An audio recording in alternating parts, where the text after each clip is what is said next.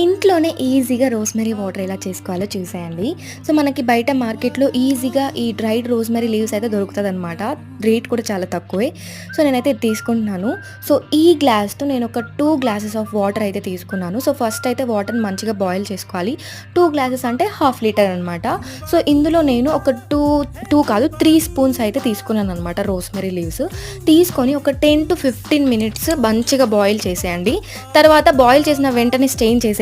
Boil చేసిన తర్వాత మనము ఒక 1 అవర్ కానీ లేకపోతే హోల్ నైట్ అలా వదిలేయాలనమాట. ఆఫ్ చేసేసి నేనైతే హోల్ నైట్ వదిలేసాననమాట.